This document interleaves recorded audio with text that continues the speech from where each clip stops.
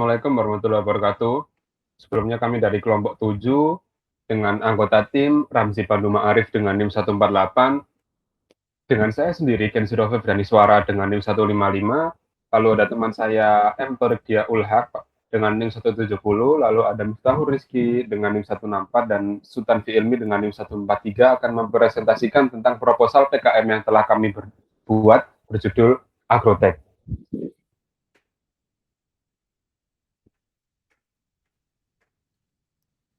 Oke, jadi pertama adalah pendahuluan, itu di Indonesia itu kan memiliki lahan pertanian khususnya padi itu yang sangat luas. Namun kita sebagai warga Indonesia khususnya petani masih menggunakan teknologi yang tradisional, masih menggunakan cara-cara manual.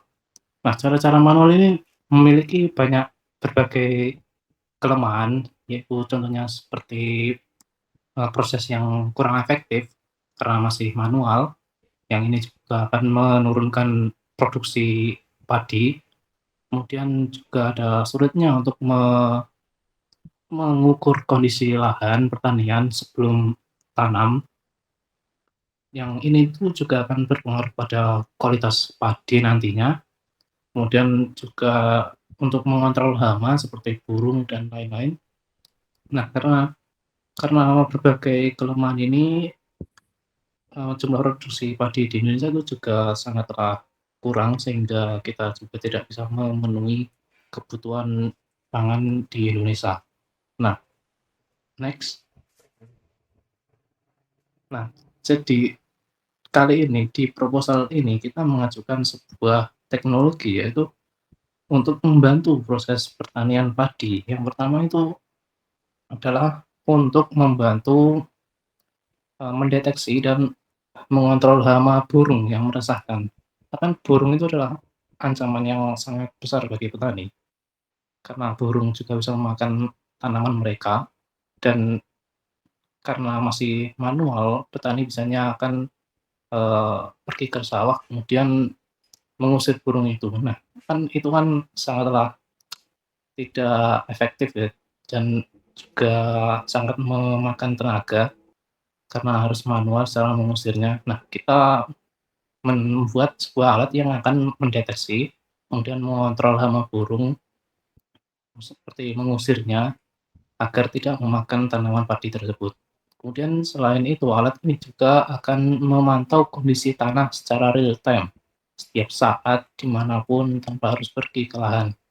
Nah, jadi alat ini juga akan bisa mengirimkan kondisi tanah saat saat ini yang bisa dipantau melalui aplikasi, sehingga petani juga bisa menentukan apakah kali ini akan menanam padi atau menanam yang lainnya, sehingga kondisi kualitas padi itu juga akan meningkat.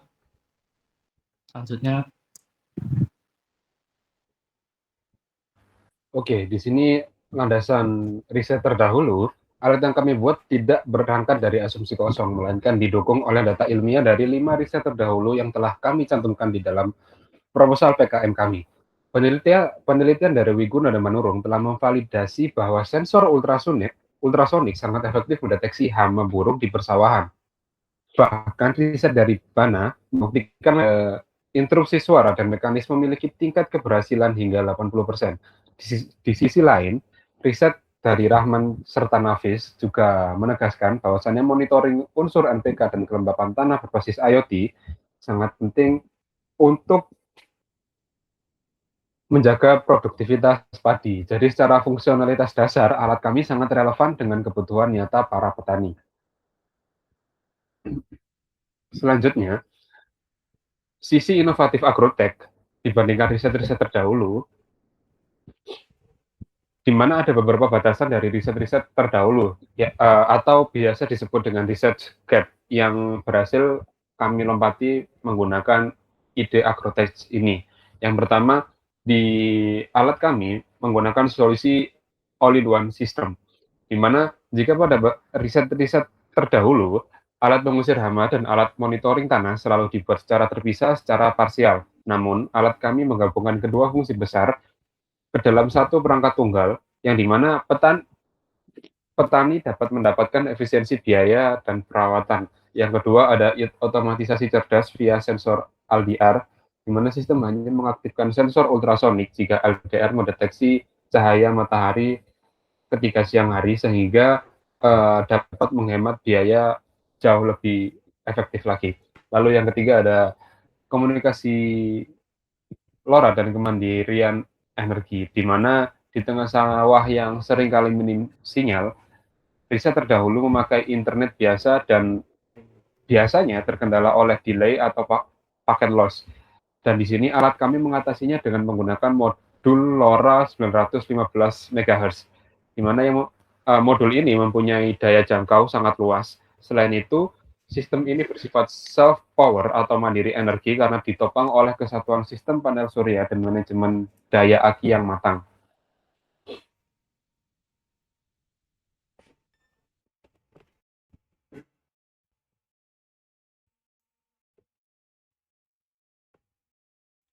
Pada tahap pelaksanaan terdapat 3 kegiatan utama, yaitu identifikasi masalah, pengumpulan data, dan analisis hasil sebagai dasar perancangan sistem. Tahap pertama adalah identifikasi masalah. Pada tahap ini, tim melakukan analisis terhadap berbagai permasalahan yang dihadapi petani, khususnya dalam pengendalian hama burung dan pemantauan kondisi tanah. Berdasarkan hasil pengamatan awal, kami menemukan bahwa sebagian besar petani masih menggunakan metode konvensional untuk mengusir hama burung, sehingga membutuhkan tenaga dan waktu yang cukup besar. Selain itu, pemantauan kondisi tanah juga belum dilakukan secara optimal, karena petani harus datang langsung ke lahan untuk mengetahui kondisi tanah yang dimiliki. Setelah permasalahan berhasil diidentifikasi, tahap berikutnya adalah pengumpulan data. Pengumpulan data dilakukan melalui 3 metode utama. Yang pertama adalah observasi lapangan yang dilakukan secara langsung pada kawasan pertanian di Kabupaten Gresik. Melalui observasi ini kami mengamati kondisi lahan, pola serangan hama burung, serta kondisi tanah yang menjadi objek penelitian. Kedua, wawancara dengan petani untuk memperoleh informasi mengenai kendala yang mereka hadapi dalam proses budidaya padi serta kebutuhan teknologi yang dapat membantu aktivitas pertanian mereka. Yang ketiga, studi literatur dari berbagai jurnal dan penelitian terdahulu yang digunakan sebagai dasar ilmiah dalam pengembangan sistem Argotek. Melalui proses identifikasi masalah dan pengumpulan data tersebut, kami memperoleh informasi mengenai kebutuhan petani, kondisi lingkungan pertanian, serta spesifikasi sistem yang diperlukan. Data inilah yang kemudian menjadi dasar dalam perancangan dan pengembangan Argotek, agar solusi yang dihasilkan benar-benar sesuai dengan kondisi dan kebutuhan di lapangan. Lanjut.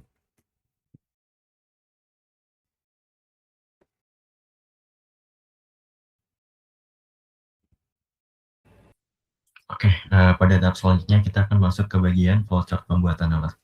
Di tahapan ini kita akan menggambarkan setiap langkah dari pengumpulan data, pemrosesan hingga penyampaian hasil ke pengguna, yaitu petani. Nah, dari flowchart ini bisa kita lihat kalau di awal-awal kita harus memasukkan panel surya sebagai pendeteksi cahaya yang nantinya akan disimpan ke dalam aki melalui inverter. Nah, setelah daya disimpan ke inverter, aki tersebut akan merubahnya menjadi listrik yang nantinya akan dialirkan ke dalam keseluruhan program.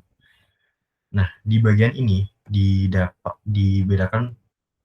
menjadi 2 bagian. Yang pertama, aliran daya untuk sensor NPK dan aliran daya untuk sensor LDR.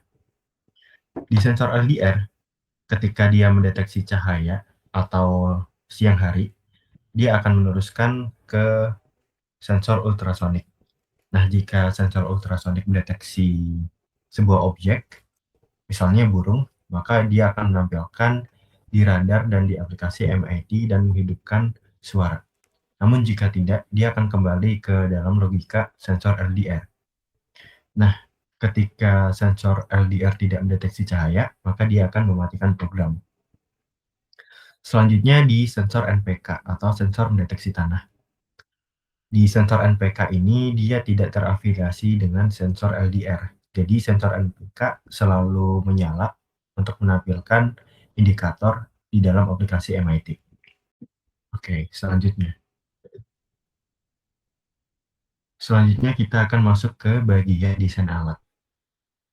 Nah, desain alat ini bisa kita lihat di bagian paling atas kita menggunakan solar panel 20 watt untuk menangkap energi matahari. Nah, lalu agar dayanya yang masuk tetap stabil, kita mengaturnya menggunakan solar charge sebelum disimpan secara aman ke dalam aki. Nah, sistem ini juga dilengkapi dengan power inverter 500 watt untuk memastikan pasokan listrik ke seluruh komponen berjalan dengan optimal. Lalu untuk rangka utamanya kami membangun menggunakan besi yang dimana proporsinya 6 cm dikali 4 cm yang dicat menggunakan pilok agar tahan terhadap karat. Nah, untuk melindungi sirkuit elektronik atau komponen elektronik dari hujan dan panas, kami menempatkan di dalam box panel listrik yang berukuran 32 x 58 dikalikan 24 cm. Di dalam panel tersebut terdapat microcontroller, yaitu ada Arduino ESP32 sebagai otak utamanya, lalu ada modem WiFi 4G, serta modul LoRa 915 MHz sebagai transmisi data. Lalu kami juga menggunakan soil NPK sensor yang ditancapkan ke tanah untuk membaca kondisi tanah. Lalu sistemnya ketika hama terdeteksi, sistem tersebut langsung menggerakkan microservo dan membunyikan suara keras melalui speaker microcontroller. Kami juga menambahkan LED bar indikator, bisa kita lihat ada garis hijau.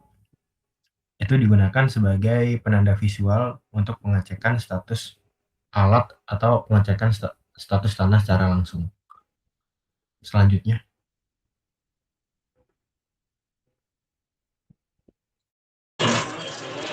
Oke, next yaitu rencana anggaran biaya.